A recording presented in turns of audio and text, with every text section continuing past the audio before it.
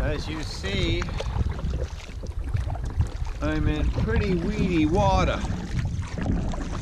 And what I like to do is I turn my paddle backwards so the curve goes forward. That way it doesn't get caught up in the mirror as much.